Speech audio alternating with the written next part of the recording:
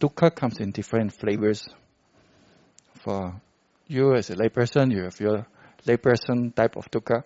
For monks, they have the monk's dukkha. If you're a businessman, you have businessman dukkha. So, in the end, it still has the same nature of certain things in our life are not our first choice. And so we have to learn to endure and put up with it and still keep the mind wholesome. Is dukkha, or unsatisfactoriness or painfulness, is it wholesome or unwholesome? What do you think? Who thinks it's wholesome? Raise your hand. Who thinks it's unwholesome? Raise your hand. Actually, it was a trick question. Dukkha is not wholesome or unwholesome either. Dukkha may be the result of past unwholesome actions. That indeed can be the case. So because we have done something in the past, now we have some unpleasant experience. That is the law of karma. But just having the experience of unpleasantness is not unwholesome right now. It depends how we relate to it, isn't it? If you react with aversion or hatred towards the unpleasant experience, that is unwholesome. That is an unwholesome mental state. Not the unpleasantness, but the aversion, the anger, the dislike. That's the unwholesomeness. The unpleasant feeling is just feeling. It's the result of being born, being alive. Once you're born, you have a body, you will have sometimes pain. But that pain is not unpleasant, is unpleasant, but not unwholesome. So it depends then. But if you have a lot of fear because of the pain, or maybe it's cancer, maybe it's this, then the fear might be rooted in aversion.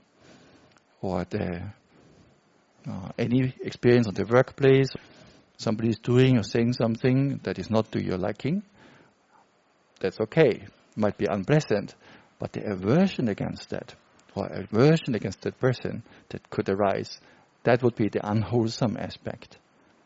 So it's very important actually to distinguish between unpleasant experience and the mind's reaction towards it, often with aversion. But that's your choice. You can also remain equanimous, even though there's an unpleasantness, but you can still maintain an inner balance, equanimity, understanding, or acceptance of the unpleasantness.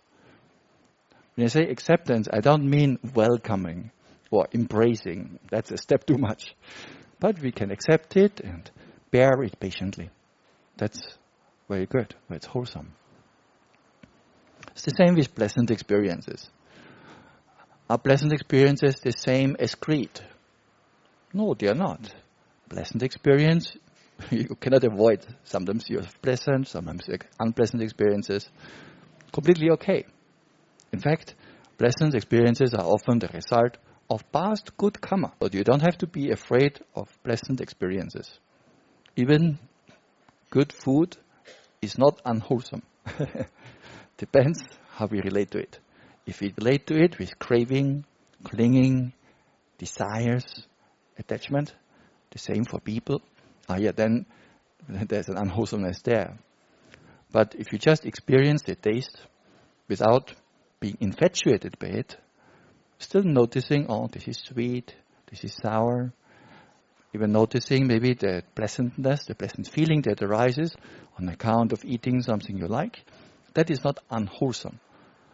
But if you say, I want more of that, or I want it every day, or I hope tomorrow also they put the same thing on the tables in Tim's.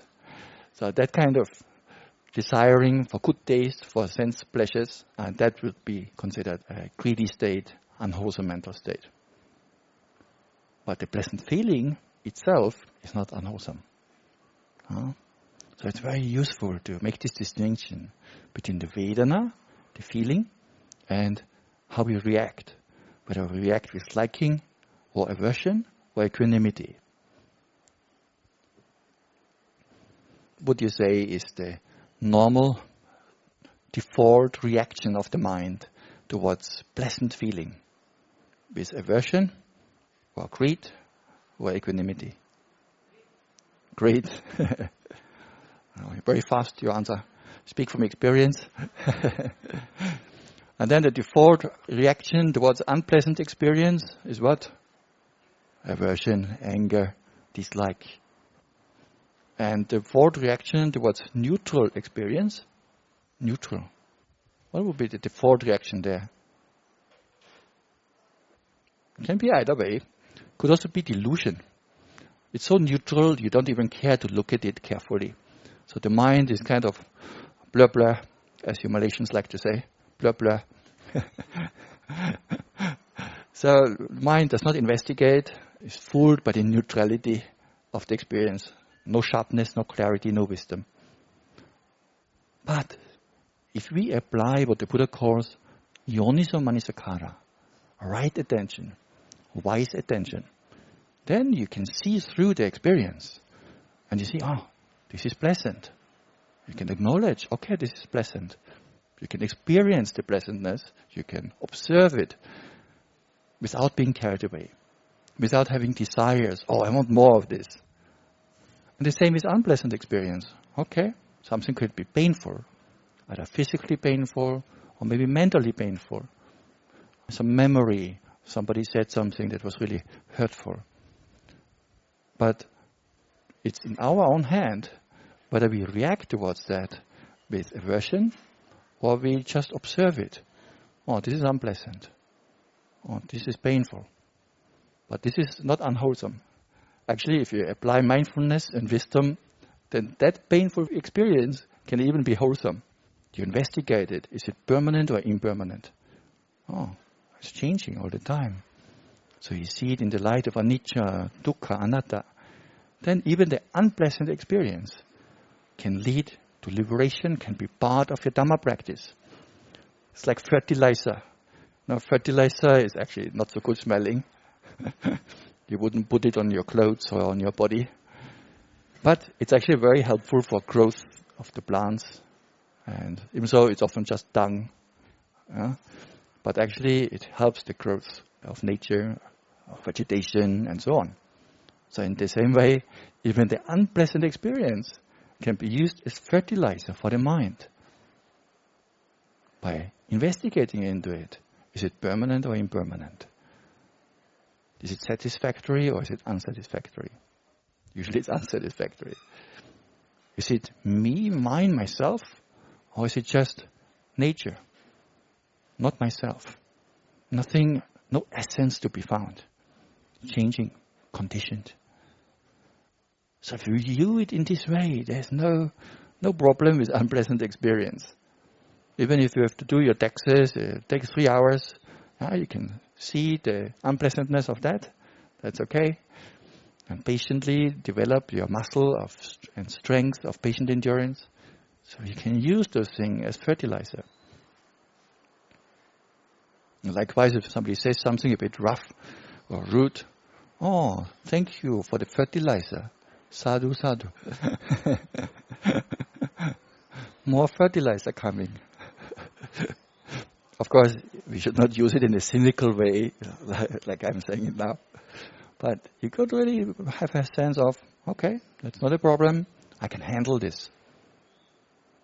A weak person, whatever you give him, anything unpleasant, will immediately be strongly affected, upset, angry, irritated. This is not the nature of a strong person. A strong person, anything happens, does not shake. Unmovable, emotionally speaking. Can still avoid getting into trouble. Can still avoid certain things, that's okay. But even if something is, objectively speaking, not quite right, the emotional state does not get affected. You don't take it personally. So in this way, you can handle any situation. Of course, it's not so easy. It takes practice and training. And sometimes you may accept smaller challenges for the sake of practicing your muscle of endurance, of patience. So sometimes maybe a room is a bit too hot or a bit too cool. Maybe I don't need to turn on the fan now or turn on the aircon straight away.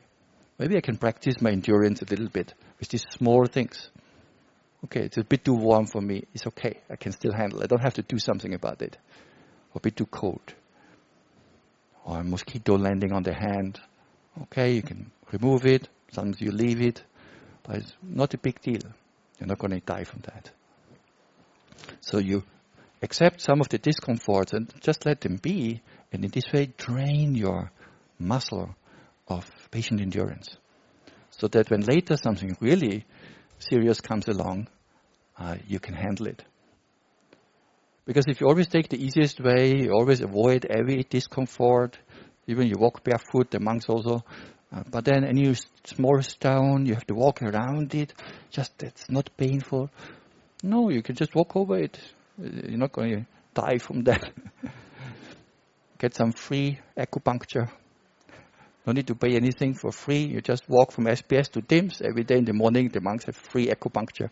The whole soul is punctured. So in this way, you can accept smaller challenges. And then if something more serious happens in your life, no problem. The mind has been trained in endurance, in patience, understanding, wisdom. So when you think about your own smaller challenges in your life, remember that. You don't always have to change things. Sometimes environment is actually quite difficult to change. It's much easier to change ourselves than change everyone else. Because if you want to change everyone else, how many people do you have to change? Unlimited. If you want to change yourself to feel better, how many people do you have to change? Just one. You choose which one you want. So, for me, I always go the least resistance, the easiest way. Changing myself is usually easier than changing others.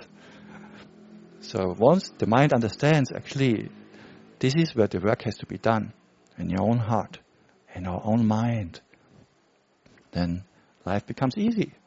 We don't have to look for solutions outside. It's straight in front of us. I offer that for your reflection today.